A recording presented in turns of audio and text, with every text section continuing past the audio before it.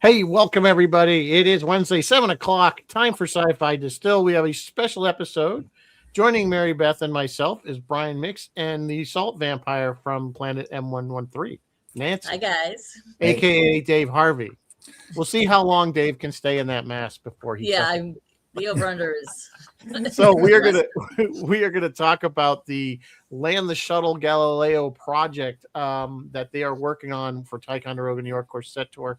But before we get all into that, I think we have a little bit of news to cover. We have a little tiny bit of news. I only have three items in the news tonight, and as usual, I would like to hear your opinions on them. I'll do 3, 2, 1. Number 3. I'm going to call this segment Rizzo News from the Well, because every time someone you're always going, there's no original thoughts in Hollywood. They just keep going back to the same well. So, news from the well. Brendan Fraser and Rachel Weisz are officially returning for a 4th installment of the blockbuster franchise The Mummy. Universal Pictures has put the movie for a wide theatrical release way the hell out in May 19 of 2028. I don't even think this thing is written yet. Never mind film. They're going to be the mummies themselves. They will be mummies themselves. But is this wise? Like, they're getting older. Do they? Is really that a pun? Is this wise? Is this Weisz? Is this Rachel Weisz? Well, this? It's Is again. Brandon up for it? I don't know. Like I said, they're all getting a little older. I mean, I know they did the last one. They had their son. I don't know. Oh, that's right. Maybe we'll finally see the son. Well, we did see the son. The son was grown in the last one. Yeah. But he was a child in the second one. But I don't know. It's a money grab in my opinion. This franchise is wildly popular, so. It is, and the first one was great, and I think part of the reason the first one was good, it was a good movie, but of course it had groundbreaking effects at the time, which was the late 90s, which was really good, and it was a good movie. It was entertaining by any, but the sequels were meh. Hi, Doc. As sequels go. So yeah, anyway, we'll see. It's like you said, it's 2 years off. It's 2 years off. Dave and Brian have no opinion on the Mummy. Okay, moving on. Number 2. I can't talk in that thing. Oh, you can talk other than to say that in Hollywood, if you book someone, you owe them money for every day you hold them. So if they're holding that spot, they're getting a paycheck monthly. That's really interesting because they've made this official announcement. Like, this is official. Yeah. It was on Variety. It was on Hollywood Reporter. Like, it was all over that Brendan and Rachel are coming back. So that is really interesting. Are they being paid just to be held for this? Yep, movie? They're getting paid right now and every month until the movie comes out. Until they start shooting. That's right. Until nice they start work shooting. If you can get it. That's some good stuff. Yeah. All right. So someone else who might be getting paid right now. Item number 2, Brad Pitt might be headed to Gotham. New reporting is suggesting that he may be taking the villain role in the Batman Part 2, possibly as Jeremiah Arkham. Just to remind everyone that the Batman is the one with Robert Pattinson, where the Batman is more like a detective than a superhero, which is technically keeping with the original concept. The good one. Yeah. The good one, yeah. So part 2 is also rumored to be a psychological film noir instead of a flashy action superhero villain thing. What do you guys think? Brian and Dave, how do you like your Batman? Do you like him a little bit detective? Do you like him a little bit action hero? Do you like Michael Keaton? Do you like Christian Bale? I like him Dark Knight Detective. You like Dark Knight Detective? Dark Knight Detective. Yeah. Action hero, that's Spider-Man's gig. Yeah, Spidey can do that and Superman can do that. Yeah, I love the campy 60s version of Batman. I mean, it was just because I was a kid and that I was really a fan of the Arkham video game series of Batman, which was the dark version. But this sounds like it could be an interesting project, and it could be good. Brad Pitt's, of course, he's a great actor, so I'm sure he'll do good. Brad Pitt's good. But have we all latched on to Robert Pattinson as the Batman? I guess we have. I mean, Brad Pitt, as a villain, other than like 12 Monkeys, I can't think of anything he's been in that's even close to a villain. Fight Club? No, close. That's close. 12 Monkeys is where he proved to me that he could really act. Yeah. Because he was just awesome in that. He was good and tough, yeah. So, all right, finally tonight, last piece of news. The big sports ball game was this past weekend, and if you are a Pats fan like me, it was not good. No, it wasn't good. However, Of course, there's always Super Bowl always has the ads, and this year they dropped a bunch of trailers, and among the trailers were some sci-fi trailers. And since this is sci-fi distilled, they did a Supergirl trailer with Crypto as a puppy, very cute. They did Project I missed Hail Mary. that one. I miss Supergirl. Yeah, I didn't see it. Supergirl. Yeah, I it was miss there. Supergirl. It was there. It was one where Crypto's a puppy and she picks him up. Okay, never mind. Anyway, Project Hail Mary, Super Mario, that doesn't count. Hoppers, which is a children's animated thing, but it does technically have science in it. It is very much fiction, so I guess that counts. They also had Disclosure Day. Yeah. And then finally, they had this thing, and I'm not even calling it a trailer. They had this spot for Mandalorian and Grogu. Yeah.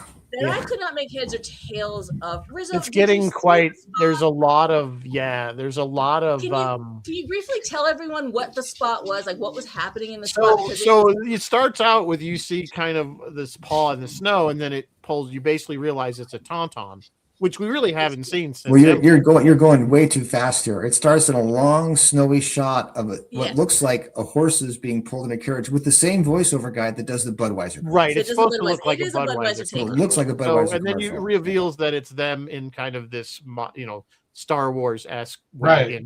Yeah. And people are freaking out about it, but I'm like, they're saying this is the best they could do, and I'm like, I don't think it was a trailer. I think it was an ad for the movie. It was just a spoof on and people are like wigging out that like, is this the best they can do? And I'm like, it was supposed to be a joke on the Budweiser. There was already commercial. a whole other trailer for this so movie. I don't know. I mean, people kind of Yeah. freak out about stupid stuff, but whatever. So, but that was the one I think, and then the Hail Mary one really wasn't any different. I didn't see anything particularly. Everyone in the chat is chiding me because they felt that Shatner's Raisin Bran commercial also should count as sci-fi. Yes, it was funny. Yeah. So yeah. It was. But here's the thing, guys. Do you remember like the first time Mr. Shatner ever came? And for some reason, we were all like, "Don't call him Shat. Don't call him the Shat." And now suddenly, and then we thought he didn't like that, and now suddenly he's embracing it. He's embracing being. I think there was a pretty good paycheck to embrace with that. That'll do it for you. Yeah. So here's the thing. Was the whole video of him who caught him eating the cereal at the traffic light? Beautiful marketing. Was that planned. On purpose? It has to Absolutely. be, right? It has to be. Absolutely. That was at first we're like, oh, look at that random, but then it was like, no. Genius. Okay. No, it never seemed random ever because it did seem kind of Mr. Shatner. He would never eat like properly with a bowl and a spoon. I don't know. When you say that, but the times I've spent with him, I could see him doing that. Well, you've driven with him. Has it eaten in the car while you're driving with him? That. Yeah. I mean, I don't know. I just get the feel when you kind of get him outside of. That's the thing. It's like me and Joel and stuff. We've had that, and John have had that. At least had that wonderful experience to see him out away from, the public. Joel says he's famous for wanting to stop and get food along the way. He's very down to earth that way in some ways, which you wouldn't expect. So I could see him doing it and just be like, "Oh well, all right, I'm just eating." But the key was he didn't have his dogs with him, and he will tell you he goes everywhere with the dogs if he can. Yeah. So his two Dobermans. So anyway. Interesting. Anyway, hey, thanks a lot. I just want to say Phil and Gina and of course Doc Alexander. I figured you'd be busy with Artemis, and Alex McDonald. Thank you guys for joining. If I missed anybody in there, just want to say people. Hi guys. Joel's here. Hey, Joel. So anyway, that's all the news I have tonight. What are we drinking tonight, Rizzo? Drinking as we Galileo. Lift a glass. A drink called Galileo. Believe it or not, I did not make this up.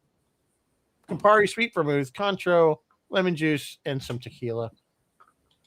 Sounds not bad, actually. Okay. Not a big fan of the tequila, but I don't know. Give it a shot.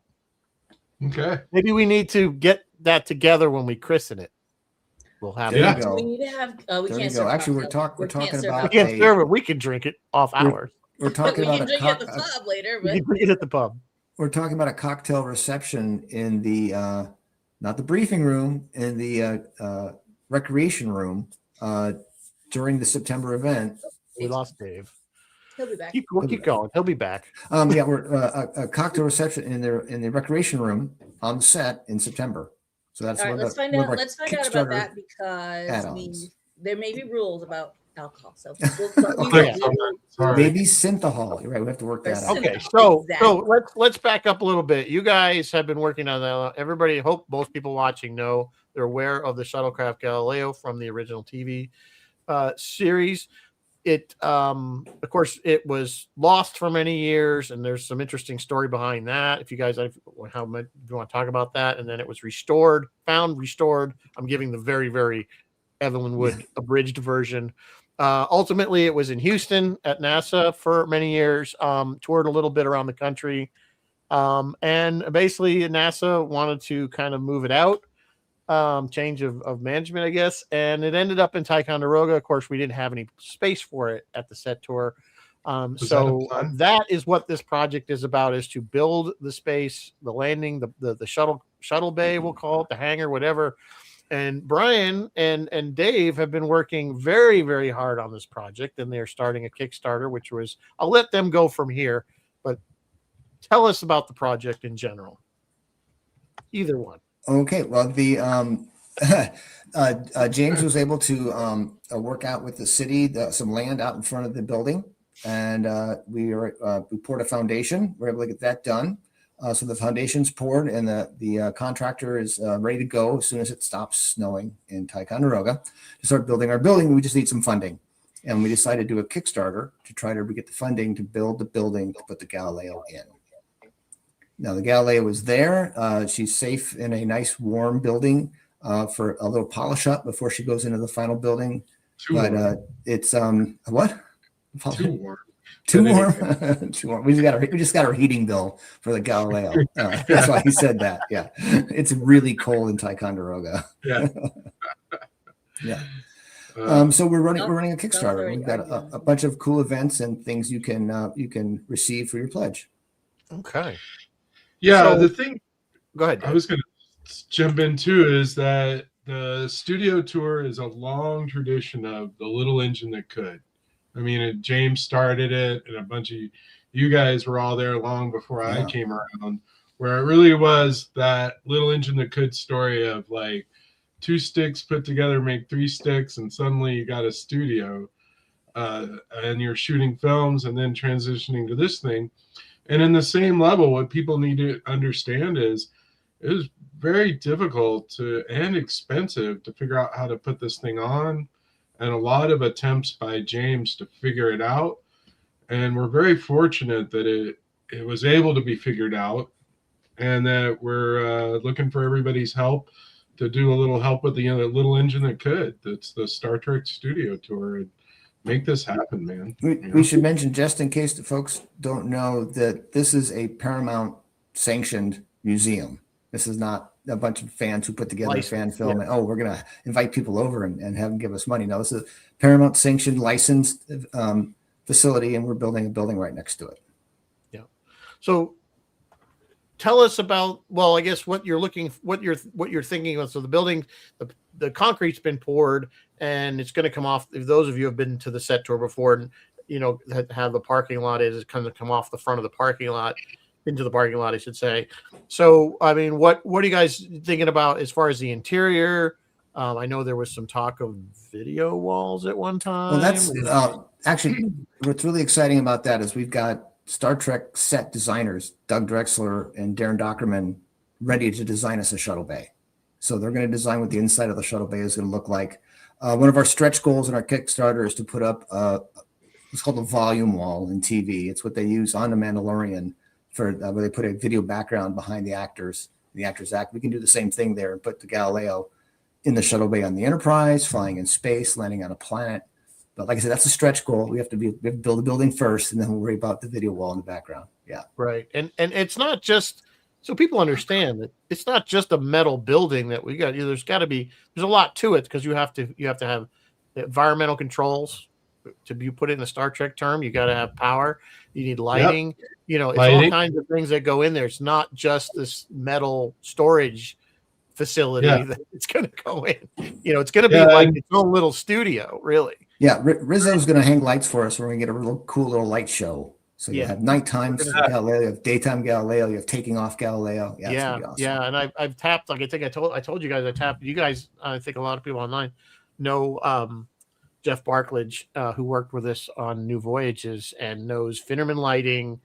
He's an excellent DP, currently working, and he is very excited to join us on the project once we get to that phase. So it's going to be cool, and I think we'll hopefully have some different lighting. Again, whatever our budget tends to be, some different, so we can change the lighting in there from like different scenes. That would be amazing. And yeah, and then the other thing is the transition from the set. As people would come in the tour, they would go to their left and go past Med Bay, right? What is it called? Yeah. And then they're going to go through a set of doors to this transition that's going to be a recreation of the Shuttle Bay hangar observation deck. And so it'll look like as if they're looking down on the Shuttle Bay and then going into the actual Shuttle Bay itself. So that's pretty exciting too, to have a whole thing with this. It's a big addition to what's going on there. Yeah. Right. Yeah. Yeah, the observation deck they had on the show a couple of times, but they could never afford to turn the camera and look down at what they were seeing. So, Shannon would point and go, "There's the shuttlecraft right there," but they couldn't show it because they couldn't afford it. So we've got, again, Darren is going to help us out with some 3D models, and Doug to build video screens. So when you look down, you can see the Shuttle Bay and the shuttle operations. That's a stretch goal. We still have to build the building first, but that's loaded in there. And if you go to our when we go live, it's at the bottom of the page is the stretch goal. So we've got some pictures of what we have in mind. Yeah, and we've also developed some custom swag that's going to be just available at the Kickstarter for lovers of the Galileo and supporters of the Galileo. And we are, we love that stuff ourselves. So we were pretty particular in developing some really cool things for people. Are you keeping this swag a surprise, or is there anything you can show? Oh no, we're gonna tell you guys on the scoop tonight what we're gonna show, what we're gonna have, and then we're gonna start putting it on Facebook over the next couple of days before we launch on Saturday, and that's another scoop you guys can have. You Saturday, guys get some swag. Saturday, 12:01 p.m. Eastern time. We're gonna launch the Kickstarter.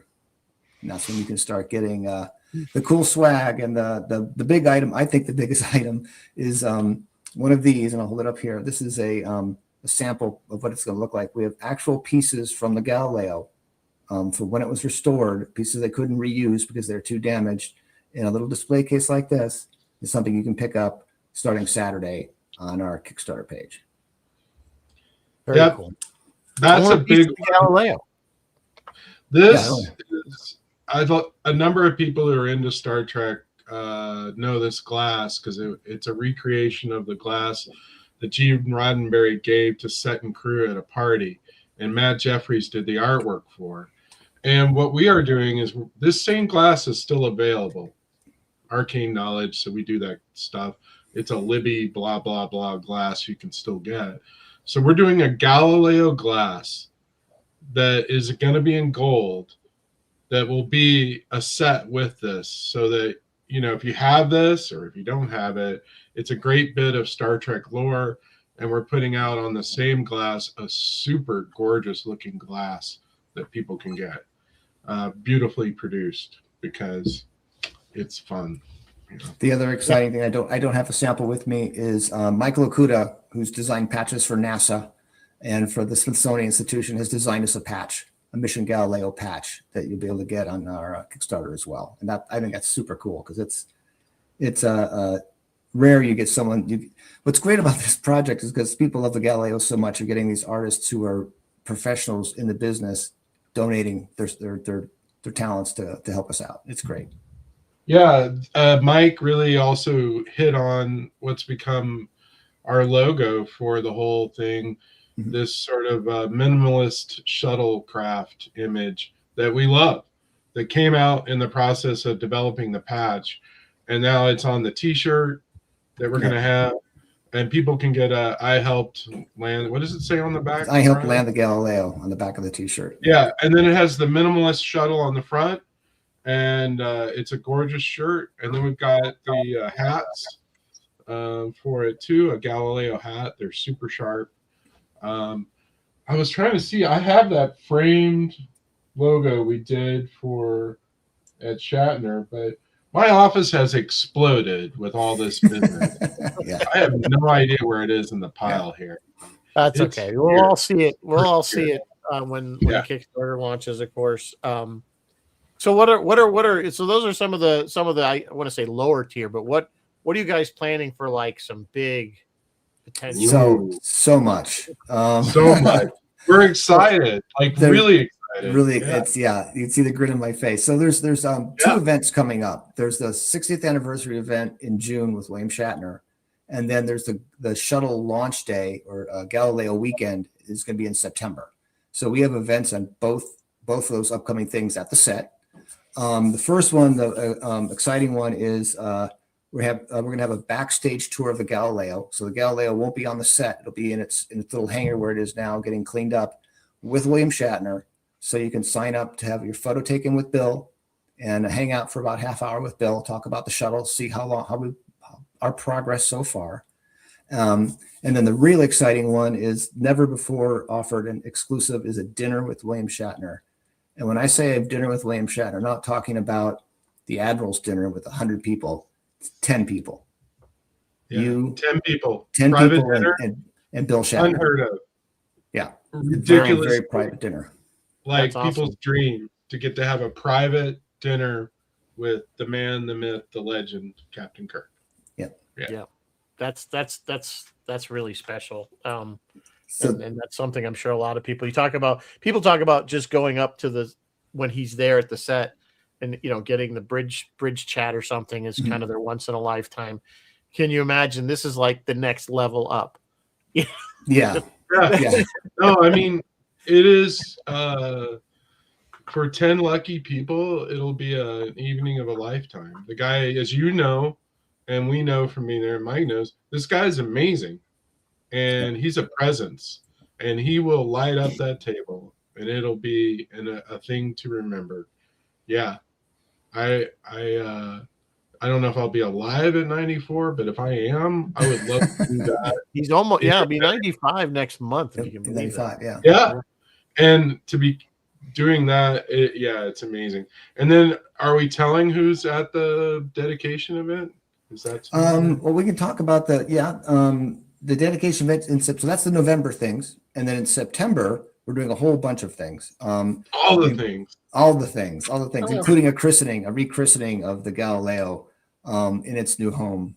So you can sign up to be in the room for the christening with stars from the original series. We can say that. And these are names you'll know. These are stars from the original series, and you will recognize them immediately. Yes. Yes. You will People recognize you will them immediately. recognize. Yeah. Oh my. So there's all kinds of different levels of participation you can have in that. There are chats in the bay sitting next to the Galileo. There are chats with these stars. There's you can be in the room for the christening. At a lower level, you can be sitting on the bridge of the Enterprise, watching the christening live on the view screen. There's even one ticket to be sitting in the captain's chair for that event. If you're there quickly enough to get that one ticket, you can sit in the chair to watch the christening live on the view screen. And there's an opportunity to be immortalized in this process, as the bridges of the Enterprises had a dedication plaque. We're having one, a beautiful one that's going to be there, and also an extension plaque below for additional names. And then people who either can't attend or the people who are able to attend this big event have an opportunity to have their names permanently in there in the shuttle hangar to memorialize their commitment and love for the Galileo. Now, an important point on that is we're listing them on the plaque in the order you pledge. Yeah. Not alphabetical order, the order you pledge. So first person to pledge, top of the list. Press the button. Yeah. Do it fast, and you will be. Yeah. That's good. Yeah. You will be rewarded for your speed. And every person who pledges at a level to be on the plaque will get a copy of the plaque with their name on it. Yeah, we're doing it won't be this, there's the fancy, but a nice version of the plaque that you can have at home, which will have your name on it. So we're doing these really nice packages for people. We're pretty I'm excited about it. Wow, that sounds pretty good. I mean, I don't know what the levels you guys are looking at, but I mean, it's billions. Billions and billions. Are we That's talking like White House ballroom type? No. Oh, There will be. But Brian can probably speak to this better. But Brian, I'm guessing that there will be all levels. So no matter what your budget is, there will be something for you to choose. it starts at $7 There you go. and goes up from there. Yeah, and there's some level. We wanted to make it available to everybody. I mean, to come to the dedication event, well, you'll have to lay down some. Let me put it this way: if you're used to paying prices for seeing TOS stars at the set tour, these prices are going to be in that vicinity. Yeah, and then things that are more approachable for people and work, so that we have something for everyone, but that everybody can also help us with this amazing project. And I would love it if we could make all our stretch goals and build this crazy. And if you don't like a package, most of our physical items are available as add-ons also. So add-ons are tricky in Kickstarter, but if you read carefully, you can pledge in one package and then add the add-on stuff you want. So it's pretty much a shopping cart. Although we have some great builds in our packages. If you keep going up the level, you get everything the person below you got. So it's right. Yeah. Yeah. We wanted to make it, we talked about it a lot, and we're fans. So we wanted to make it fan friendly where people could get what they want. And we wanted to make quality things that they would like. So if you want a piece of the shuttle and you don't care about anything else, you can get a piece of the shuttle and get out. That's great too. Yeah, and we're gonna have really cool stuff. We're announcing there's gonna be this dinner and other things that are amazing on day one. We're rolling out some pretty stupendous things as we go along. It's ridiculous. Yeah, and those would be available as add-ons. So say somebody bought a package and then you rolled out something new and like, oh, I want to add that. They can just go back and add it on. Yeah, these are add-ons. Yeah, that you can go back. People that are following our Kickstarter and have already pledged our Kickstarter will find out about the add-ons 24 hours before the general public. And some of these are going to be very exclusive and going to go quick. So it's good to be on our list. Some of these are limited, correct? Yes. These are limited. There's only so many pieces. Yeah, there's only so many pieces of the Galileo. Yeah. I mean, there's only 10 seats at Shatner's table. Yeah, there are limits. Yeah. Right. And the photo ops with the Galileo with Bill, which I can't say will happen again. We don't know. It may not. And so usually the photo shoots at the tour are done on the bridge. This is like a special thing. Yep. So in any case, there's only like 20, 25 of those? 25. 25 of those. A lot of things are going to have a limited number on them. And, people will want to jump on them if they're in. Cool. So Dr. Alexander is saying, tell the fans when this starts. I think it is so appropriate that you are actually launching on Valentine's Day because we are doing this because we love Star Trek. Well, Dr. Alexander, tell him to read the scroll at the bottom. It says read the scroll at the bottom, Dr. Is it really there? It's been rolling. At home or his office. Right here. Yeah, there you go. Yeah. But it's going to be he's trying to help us make sure we get the word out. Yeah, it's this Saturday at noon, and Mary Beth has posted the link to follow it right now. There are a bunch of links in this chat. You can go to Kickstarter right now and click the follow button, and you'll get all of the updates. Yeah. There's another thing you can get on there that I can show you. Now, I do custom product for the Star Trek gift shop. And this set of Tranya glasses just came out in November that I produced for James and for the store. Normally, you got to go there and get them.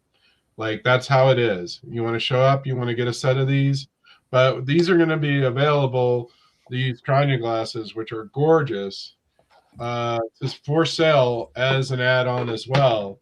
So if you want a set of these, this is a rare opportunity to do it and be able to pledge and get them. Yeah, they are beautiful. I have a set. I should be drinking out of one. We should be drinking out of our tiny glasses. Phil is saying he's trying to remember how many times the Shuttlecraft actually appeared in Star Trek. I know for sure the Galileo 7. Well, it's hilarious that the interior of the shuttle is shown many more times than the exterior. Yeah. Again, because it's expensive to shoot the model. So there's the model, there's the full size, and then there's the interior, which are three different things because the interior was a set separate from the exterior. And the exterior of the ship is only seen like 3 or 4 times. Galileo 7 Metamorphosis, the one with the hippies, names escapes me. Yeah. Way to Eden. Way to Eden. Briefly in Journey to Babel. Yep. And then briefly in the Immunity Syndrome. Yeah. But it's really only seen in its glory in Metamorphosis Galileo 7. And those are the two. Yeah, and I those are think the we two. actually, I think you actually see some, in some ways, in Metamorphosis, you get to see more of when he's working on the engine in the back, and you see a little more detail on the outside than the actual Galileo 7. And I didn't know until we talked to Adam Schneider. We haven't mentioned Adam Schneider. We've got to talk about Adam. Yeah, I mean, I was going to say, give us the history of from the time. I know Doug did a nice little video, but give us what happened. Okay, the show has ended. What happened to the shuttle? The show ends and they donate it to the School for the Blind. And I'm guessing that's so that the kids could run their hands on the outside. I mean, you can't look at it, but they could play on it with it. So it was donated to the School of the Blind, who had it for a while, and then they sold it to an individual whose name escapes me. I've met him once back in the 70s when it was sitting in an RV parking lot outside in Los Angeles. And it was already got the roof was already drooping, and the nacelles were already rusting. The nacelles on that are steel. The nacelles are steel. The uprights are steel. They weigh a ton, and they do very rust. heavy. But which is good because if they built them out of wood or cardboard or something, they'd be gone. But the nice thing about the nacelles is they're exactly as they were on the show now because they're steel, the steel tube. And it literally went from person's front yard to person's front yard to person's front yard to a junkyard where it was the junkyard went out of business and they bulldozed the junkyard but skipped the Galileo. It was the one thing left standing. Somebody found it on Google Earth and it was found, and eventually Adam Schneider, who is the what's the right word? The saint who saved the Galileo, pulled it out of the person's yard and brought it to a shipbuilding company and had it refurbished as a ship. So it's wood and fiberglass and painted with epoxy paint like a ship would be made. Actually, the other saint was the bulldozer operator who didn't bulldoze. Bulldoze the Galileo. It could have been bulldozed. I wonder if you wonder if that person was a Star Trek fan, knew what the heck he said. I'm not doing that. Yeah, I don't know. Or maybe he was going to take it home himself. I don't know. Yeah, I don't know. But yeah, right? yeah. That was in 2012, and then that was a huge restoration process. And then that begat things that a lot of people got to see, like the Galileo on the Intrepid underneath the Enterprise, which I saw was really cool. And then it was it was at NASA at their Space Center for 5 years, I think, right? And Midway, don't forget the Midway in New York. And the Midway, okay. Yeah. And then like so many things with the space people, they love the Star Trek stuff, and then they eventually go, this didn't really actually fly in space. Should we be displaying it? Right? And that's how the 11-foot Enterprise wound up in the gift shop in the Smithsonian, and that's how the Shuttlecraft wound up in the cafeteria in Houston. And this was not the astronauts' cafeteria. This was the public cafeteria where it was climbed on by kids and otherwise abused. And Adam, who's on the board of the Dave, help me. What's the name of it? Of the actual Space name? Center Houston. Space Center Houston had it loaned to the James and the Star Trek set tour, which is where it is today. Right. Yeah, it still has the stickers that say "Don't step on," that we're going to have to get removed, and it's very exciting too, as they did a great job with all that. But James has managed to find a few details that could be improved on the outside to be more accurate. And there's a little bit of touch-up restoration that we need to do, just because it's been since 2012 and she's been hauled around, so she needs a little, just some touching up and care. Yeah.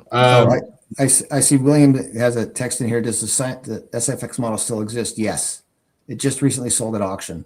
So yeah, it does still exist. Is it? That's the little one, right? That's the little one. Yeah, little one. It's this big. Yeah, yeah. I had somebody watching text me that they want to know the links. So how can we get them to the links, Brian, that they need? Actually, Alex, I think, had posted in the chat the links to your Scroll back in the chat, or you know what? I will post some more links in the chat. And Mary Beth did post it in the chat. So if you guys scroll back, I don't know. I might have to redo it because I think your chat, Mary Beth, only shows up on Facebook. So if they're watching on YouTube, yes, if you're watching on YouTube, I cannot get to YouTube at this moment without. Oops, I don't want to do that. I didn't want to do that. That's a lot of look. You did it. You did it. You, Mary Beth, send it to me in chat on Facebook, and I'll repost it. I can also tell the folks that if you search Star Trek inside of Kickstarter, it'll come up. Yeah, just put in Galileo, actually. Galileo. Yeah. So yeah, that's in preview mode in Galileo. And my friend is saying he's watching on YouTube and he was looking. Yeah, I'm gonna. Okay. So a couple of things. We've set up a Facebook page called Project Galileo 7 that people can go to for their Facebook access. We just set up an X page and Instagram and a whole bunch of things to be able to reach out to people. And one thing I would ask for anybody who's watching this who could help spread the word, we're appreciative. Not only if you're interested, but if you help share the links and the love, we really appreciate that. I'm sure everybody watching here knows at least 2 or 3 Star Trek fans that aren't here watching already. You know what I'm saying? And so get out there and tell them. I've been already posting it a lot. I have friends that are Star Trek fans that didn't even know the set tour exists until I started talking about it. So, get out there and spread the word for sure, because we got to hit the goal. If we get the stretch goals, that's even so much better. Yeah, I think in the next day or two, we're going to post just a little blurb of William Shatner on the bridge saying, please help us land the shuttle. And if you guys could share that around, hashtag Shatner, I think it'll help us spread quickly. Yeah, because I think that, like you said, we were talking, that gives it so much more credibility. Not that you guys need it. I mean, we all know, but I mean, I think to the average person saying, who are these guys? Yeah. And see Bill on there, and even Doug and Mike, and I think you're gonna have Mike and Denise do some stuff. All those things, because like I said, people know whether.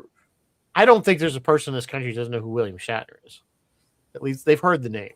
You know what I'm saying? Yeah. They may, So I mean, that alone gives it the project so much weight. Wasn't he in T.J. Hooker? Was it T.J. Hooker? You might know, or they might know him from Boston Legal, or or something like that, or a Raisin Brand commercial. So. I mean, that's a huge thing. I can't believe we were able to get that. And we have the thing is, the Galileo is a loved thing. It really is. It's a star all on its own. It really is. Yeah. Yeah.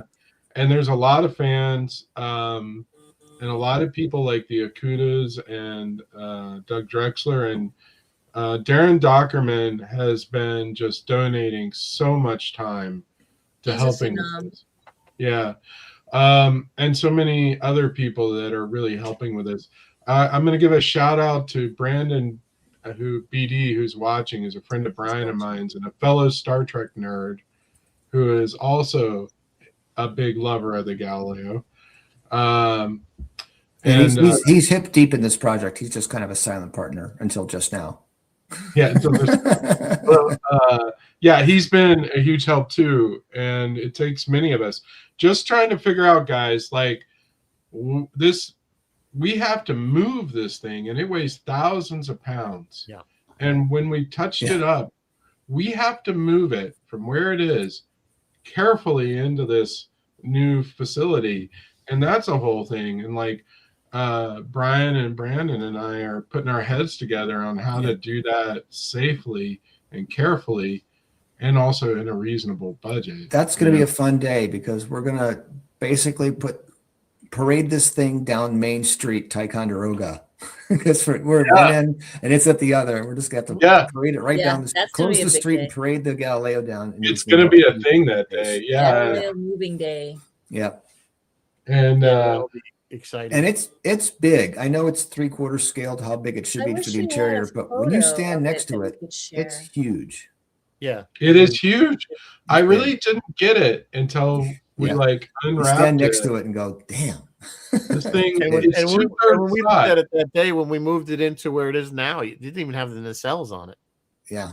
Oh. You know what I'm saying? It was huge without the nacelles, and then you put the nacelles on it, and it's quite the chunk. And really, you were saying earlier, it's really, we're lucky now. Now that was built by AMT, right? Yeah. And it wasn't built. And I was saying, I think I was telling you guys when if this had been built by the mill, so to speak, that does props and sets for the show, we wouldn't be having a conversation right now. Yeah. Because they would have never built that the way it's built, because it's all, like I said, the nacelles are steel. There's a steel frame inside. The landing gear is actually, I think, a real landing gear off an airplane from some aircraft somewhere. I mean, they built this thing, even though the plywood didn't survive the years, the framing and everything of it did. And like I said, if it had been built like a prop, it would have weighed about 5 ounces and it would have lasted about 20 minutes. Yeah. You know what I'm saying? Because that's the way I worked in television for many years. I built sets, and you didn't build them for that. It didn't need to be. It didn't need to work. It just needed to look good. And so we really are lucky that AMT built the thing, because we, like I said, we wouldn't be here today having this conversation. We were there with Adam, and I pulled up this steel stick with a dolly wheel on it. It's like, what is this? He goes, it's the wheels. It's like, what do you mean it's the wheels? He says, somehow those attach to the nacelles of the shuttle so it can roll. So they can roll it on and off the stage. It hasn't been on its wheels, but apparently it has wheels that can go on the nacelles. We just have to figure out how to hook them back up again. That makes sense too, because they probably didn't leave it.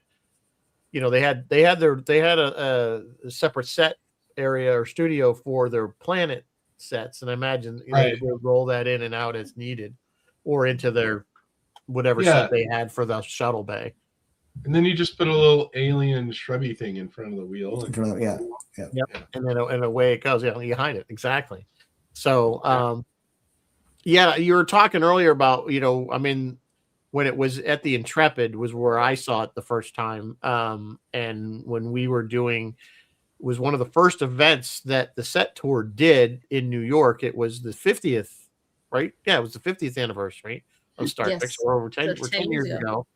And it was at the Javits Center in New York. And we were there as part of the event as a, not as a vendor, but as an exhibitor. And a group of us had gotten together ahead of time, bought tickets to the Intrepid Museum, and there were separate tickets to see the shuttle and it was the shuttle and the shuttle, because it was the Shuttle Enterprise and the Shuttle Galileo in the same hangar. And we made a point to go see it while we were in New York working the event. And like Dave said, it was really cool. I have pictures of it. To see it sitting under the wing of the Shuttle Enterprise, the space shuttle, which, again, if you've never seen one of those up close, that's another amazing piece of engineering. And the fact that thing flies, or sort of falls out of the sky, but lands.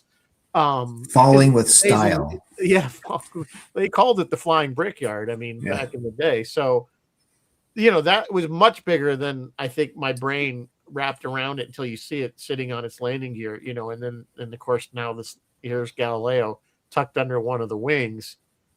It was a really cool experience. They did a nice job there, and I thought I never thought I'd see it again, you know, unless I went to Houston because it went back. But here we are talking about a permanent home just a few hours away. It's just really cool. And I think you're right. It means a lot to Star Trek fans, and particularly I feel it does because, you know, real fans don't get to see much original series props. You never now Glenn. What's his last name that has all the really cool stuff that comes up, bought all the stuff. If you're lucky enough to bump into Glenn at Glenn is very liberal with his props, and he has all these original series props, and he'll just pull them out of his pocket and hand it to you like it's nothing. So unless you run into Glenn, and he's often at the tour during events, and he's a very nice man, you know, you don't ever get to handle or even see this stuff. So I think the fact that people are going to be able to come and see this piece of original history from the show, you know, the same one that Bill and Leonard stood in front of, you know, and having a conversation, whether it be in Metamorphosis. Gentlemen, I'm sorry to interrupt. I have a scoop. Mr. Colley would like to join us. Rizzo, can you send him a link? Oh, really? Sure. All right, Rizzo's going to send you a link, probably by. Are you going to email Messenger. or? I'll send it Facebook. It's easier if I send it Facebook Messenger. Facebook. So look on your Facebook Messenger. All right, discuss while I do this. Okay. Yep, Rizzo's going to send you a link so you can come on. Yeah, I was going to point out, I saw David Alexander's comment Yes, how can. NASA wanted to keep it. Okay. Space Center Houston let it go. And they actually, you know, the astronauts apparently loved this thing, and they loved getting to see it. And, you know, there were big fans. And Doc told me a story that he was every time he would give a tour, he'd bring them all the astronauts. Here's the shuttlecraft from Galileo, and one day it wasn't there. He went to show him that and it was gone. Where'd it go? So yeah, I sent it to him. So I'm just waiting for him to sign in. So Okay, amazing. That's a special. That's scoop we did not plan on James That's joining scoop we did not plan. Yeah, I love it. This is great. It's wonderful that so many people again are interested in this, and I have all faith that we're gonna fund it probably faster than you guys think. I I think. don't know if he has a camera. And there's Like a- James. There he is. there he is. Hello, James. Welcome. Hey. Hello. Hey, Hey, James. man. How are you? So I'm okay. I've never done this before. that's okay. Well, you're Tell doing us all fine about it. already. Tell us Yeah. about Am I the supposed to be drinking with this broadcast? No. Sure, if you'd like. If I'd like, James will have his You first need drink to. on this show. I would have my first drink. Yeah. Well, it says distilled, and you're all drinking something, so it's just a little, you know. Exactly. All right. Tell us about it. I'm not. Otherwise, I'd be in trouble already. I just wanted to jump on and make it known that I'm so very happy and proud and pleased of all of you. You know, you've been volunteers and you've been great friends for so many years now, and I just can't say thank you enough that you've all banded together to, you know, try to raise money to make this a reality, so that the fans can actually see Galileo and it has a lasting place of exhibition. We all know the history of it, and I'm not in a, despite people's beliefs, I'm not a multimillionaire. I'm not Bruce Wayne, and you know, so this is a massive undertaking, and you know, you guys know how much money that I poured into just transporting it from Texas to New York and storing it for a number of years and all of that kind of thing. So what you're doing is very, very special. It's unnoticed and it is not unappreciated. I just want you all to know that it's a very cool thing that you're doing to help the tour. So I'm very appreciative. Thank you, James. Well, you're very Yeah, welcome. thank you, James. Yeah, we just love that. We love everything about the set, of course. And Yeah, I was just saying, I like the analogy, even though it's a little bit the child book thing, but you know, the set is the little engine that could, really is. No, it is. It really is. It started out as a playground for people to live out their own adventures and experience, you know, the filming world of Star Trek, and it mutated into being able to share that with everybody so that people could walk into the into the space and feel, you know, what it would have been like to have been there all those years ago. And when you sit back and take it all in now, you realize that Galileo is the missing part of it. It was there from you know, the early days of the first season, and it belongs with the set. It really does. It's so exciting. It really is really Yeah. exciting. We're all It is. so excited to have it there. And Can't and wait to show it off. folks out there, when you stand next to it, you won't believe it. I mean, we've all had a chance to get close to it, and the chills run down your back, and you can't believe you're standing next to it, and that just were like Rizzo said, where Leonard and Bill stood, and it's goosebumps time. It really is. It's when you sit back and realize it's one of only a few remaining pieces from the original series. You know, the captain's chair, the helm, those things, they're in private collections and museums, and you can't get close to them. The shuttlecraft, you know, you're going to be able to get close to it. You're going to be able to take pictures with it, and you're going to be able to, you know, experience it the way the actors experienced it. Yeah, we're, you know, James, it's a lot of work for all of us, and you know that. You've been doing a lot of work just on this corridor that you're doing. Yeah. Yeah. I was there this morning again from 8 o'clock and got home about an hour ago. So Folks, if you haven't seen James's video, only James Colley would raise the red line in the hallway. Was it 18 inches? How high up did it go? Yeah, tell us about what you're doing with the corridor, James.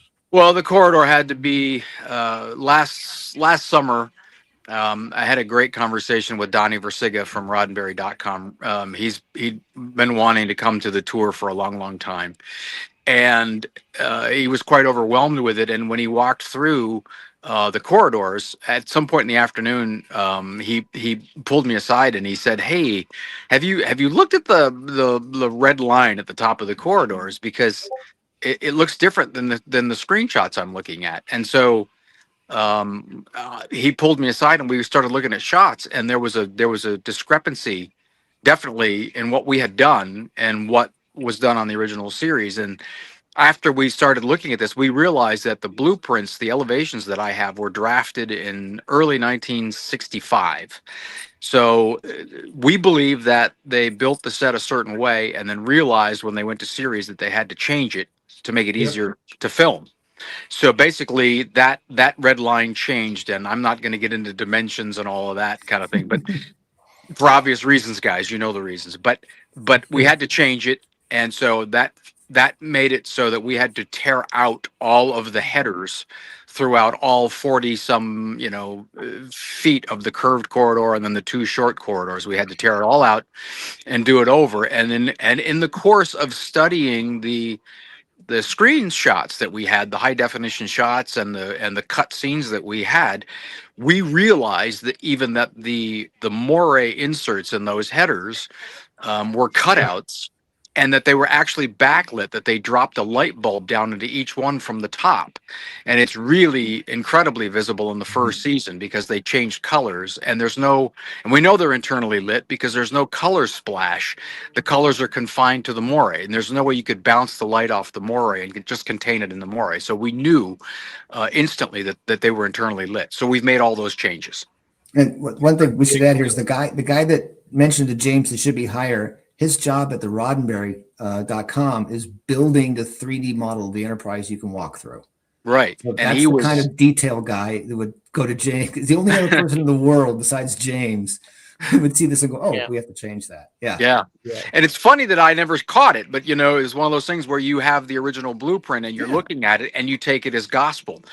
And we all know that, but they do change things. You know, they make mistakes and then they self-correct, and they don't note blueprints, or they don't, you know, put it in the scripts or whatever. They just make the changes, particularly back then. And if you've been to the set tour before, when you walk through it now, you'll go, "Oh yeah. It also right. So special now. It also, the amazing thing we discovered yesterday is that when you're in it now, it literally squares the image like 4:3 television. And not 69. It's like really 4:3. It's a very square. You know, when you're in the corridor now, it's very square. And you'll see it when you guys cut. It's literally, we are finishing the paint now. all the plant-ons are going back on the walls on Friday, and when we open Saturday, the corridor is done.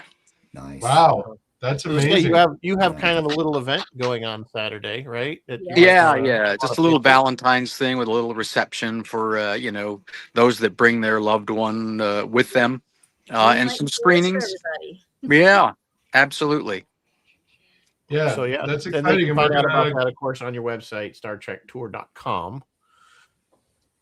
So give. I stumbled onto your broadcast and just wanted to pop in real quick while I had a minute. I actually need to get into a shower because the parts of me that you can't see are covered with gray and red paint and sawdust and Well, thank you, James, and And all you're of welcome, that. of course, anytime. We're here every Wednesday. well, I just wanted to pop in and say thank you, to Dave and Brian for this, and to Mary Beth and to you, Rizzo. I mean, you guys have been the heart and soul of the tour and of New Voyages. Every little thing that we've always done. If I brought something up that really seemed crazy, you were always like, "Yeah, you're crazy, boss," but okay, let's do it. So. Absolutely. Yeah. That's what's kept us together all these years. The fact that we understand each other and we're all a little crazy. So Yes, we are. We wouldn't be doing Infinite this. diversity and infinite combination. that's it. Well, That's true. That's true. Yeah, thanks for popping in. This is super exciting, James. It really Yep. is. Yeah. all my love and friendship to you guys, and see you soon. I hope. Yeah. Okay. Yeah. Absolutely. Thanks, Absolutely. James. Thanks, James. I don't know how I'm getting out of this, but I'm gonna get out of there's it. an I exit can button at on- least remove you. So. Bye. Talk to you guys. Take care. I did. Okay. Well, that was exciting. That was nice. Awesome. Yeah, that was Yeah, great. Good. Great. So there you Super go. cool. Right from the horse's mouth, so to speak. There you go. Yeah. James is the man as far as it goes. As far Yeah. as that goes. So Yes. I was an anecdote to that, which is just amazing with him. We get this Galileo, you were there, into the workshop, and we pull off and unveil it. And his encyclopedic mind, he already is like, I'm showing you photos. Here's where this is off, and this is perfect, and this isn't, and this is what they did in this. It's all like right there. It's kind of overwhelming. You're just like, how can all that be in your head? It's impressive. His encyclopedic. he studies knowledge. stuff. Yeah. Like I said, he always for years. I mean, when we were even doing the show, he had the notebook and pages of printed screenshots from the Blu-rays, so that we could see. That's how he figured out some stuff. Yeah, he had blueprint, but the other way, it was like, well, we don't know how big this was, so we know that Leonard is this tall and he's standing about this far away from it. Through extrapolation, we know that this should be about this. I mean, it's that kind of thing is what was going on for years. So yeah, numbers could have been a little bit off, but we all know that on TV shows they adjust things on the fly. They probably just changed a few things here and there. So Yeah. Absolutely. I'll study something and then I'm all in it, but to know all the things, it's just always like, whew, wow, Yeah, amazing. absolutely. So the Galileo is going to get some great love from James to give it a little restore and a little detail, and it's in the right place, that's for sure, for it to be. Yeah, it is where it needs to be. it is exactly where. The only other place I would thought that it would be more or as appropriate would be like in the Smithsonian at the Air and Space Museum itself. Yeah. But that would be the only other place that I could think that it would be. Yeah, I'm much happier it's going to be in Ticonderoga. It's better in Ticonderoga, yeah, because eventually somebody in the Smithsonian's gonna go, we could hang an airplane in that spot, and it's in the gift shop again, right? Yeah, that's true. That's true. It probably wouldn't. They could have put it in. They have a whole section of just TV memorabilia and stuff like that area. And I think they didn't. They originally, and I mean, maybe you guys know, or Doc Alexander might know that I thought at one point that he had Adam had offered it to the Smithsonian, but they didn't want it because it was just too big. Yeah, what I had heard, whether that was true or not. Way back in the 70s when we were trying to buy the shuttlecraft off the guy who had it in the RV parking lot, we were going to donate it to the museum in San Diego. There's an Air and Space Museum in San Diego. Yeah, I've been to that one. Yeah, and really nice as a matter of fact, they put us in touch with another guy who had the navigation console. And the navigation where he console's got it from, cool. I don't know, but he had the navigation console. And from the from shuttle. the original series. No, from the original series. The nav That one's console. at the Seattle Science Museum, isn't it? The No, nav- this was in the 70s. Okay. Oh, okay. This is back in this is probably 79 or 80. A guy in San Diego had it, and it had the mechanism underneath the door for the scope and everything. And he was like, I don't know what to do with this. We're like, well, donate it to the museum with the shuttle. And then the people in the museum are like, well, that's a lot of space. Could you put that console inside the shuttle? So to save on space, it's like, oh, okay, we're talking to the wrong people about this. Yeah. No. Again, that's a great museum. I've been to that museum. But yeah, I don't know if it would have been as appropriate there. I think NASA was a good place. I mean, I know a lot of it because we all know that Star Trek inspired so many people into sciences. That I think it was appropriate there. Again, but we know it's now where it should be. It's finally home after it's like the Odyssey. Yeah. Finally it's come home to where it needs to be. Yeah. It's going to be an amazing exhibit. And if we get what I really think, because people are going to come forward and help us, I'm super excited what Darren Dockerman and Doug Drexler can design and we can put together. I mean, it's going to be really cool. Special. Yeah. And Mike's going to light. Mike's going to light it. We're gonna do some neat stuff. Yeah, I mean, I can't wait to get Jeff in there, and Jeff's amazing. And we're gonna do some really cool stuff, hopefully, and have some different scenes. If, like I said, all gonna come down to how much money. Yeah, So if you want the more cool lighting, donate early and often. If you want to be the very first people in this shuttle bay with Trek Stars, go to our Kickstarter and There you pledge. go. And I was you can gonna be say, the very we're first at- people to have your picture taken in there with William we're at- Shatner. Yeah, we're about at the hour, guys. So I want to, kind of wrap this up because we try. Yeah, we are at the hour. If anyone has to go. Yeah, so let's any final words as far as we know. Okay, it's going to be February 14th, which is this Saturday at noon Eastern time. So anybody who's watching outside, just be aware that it is noon Eastern time. So you may have to get up a little early if you're on the West Coast, although not too early. That'll only be 9 o'clock. 9 o'clock, yeah. So to jump on board right away. And with the links we gave you guys, but of course, easily to find it. If you just go to Kickstarter, punch in Galileo, it's like the first thing that pops up. Yeah. So. Yep. Yeah, that's the deal. Yeah, and I think people are going to love what they find there. And so it's exciting. Yeah. All right. Well, what is just so we do our normal wrap up? What has Roy got going on this week? Roy is no show this Friday, but he has a very special show Sunday night. He's having David Frankham back to celebrate David's 100th birthday. David's 100. Wow. Is he really 100? David, those of you guys know, he played Markham, right? Was that his name? Dr. Markham? Yeah. On Is There No Truth in Beauty? He was the one that went insane because he looked at the Medusan without, he didn't matter if he had the glasses on or not, he was human. Yeah. So he had been up to the set tour, by the way, a few years back for one of our events. He's a very sweet man. So I tune in for that because he's really great. Because he was on a ton of stuff back then. Yeah. He was on a ton. It wasn't just Star Trek. He was on tons of stuff back then. Oh, yeah. So that guy's super cool. Yeah, he is awesome. He was really nice. So awesome to tell. Like, he'll tell you stories and And then Phil, just real quick, Phil is having all his usual stuff, but on Captain Phil's Planet, he's having Joe Denizen and Jane Gutter promote their upcoming gig at the Iridium in New York City. Joe Denizen, you guys may know, not only does he have his own band, the Stratospherus. He also moonlights playing violin with a little band you might know called Kansas. Tune into WUSB Thursday afternoon for that. Cool. And as usual, I have no idea what we're doing next week, but we'll figure it out as we always do.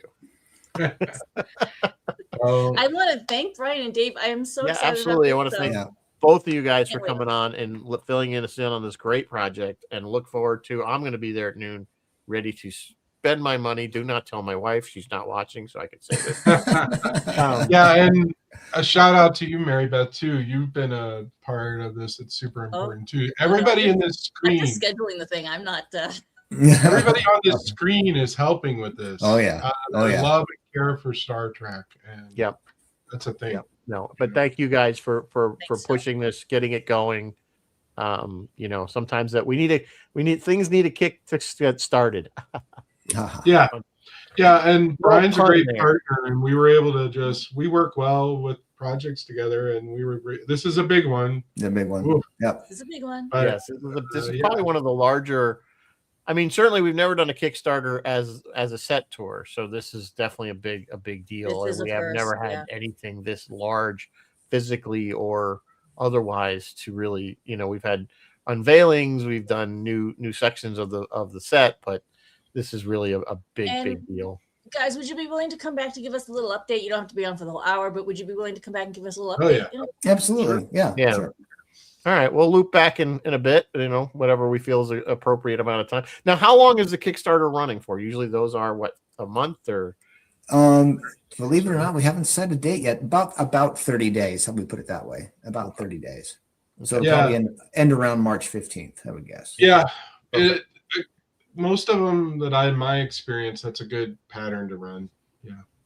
And then we are going to extend a lot of the things, because now Kickstarter lets you do an extension. Even if you finished and you funded, you could extend. We're going to extend a lot of our things through March 31st. So if you want to pick up something late, you still can. Yeah. Awesome. Phil wants you to electrify the skins. Please no, Phil. So Phil's gonna have to be the one to test it, though, Phil. We'll get him a big car battery in the back with a wrench, and he can work on that. Yeah. Exactly. Make sure you get the big rubber gloves. Yeah. Yeah. All right. On that note, we will say good night. As always, live long and prosper, and may the force be with you always. Good night, folks. See you next week. Thanks, guys.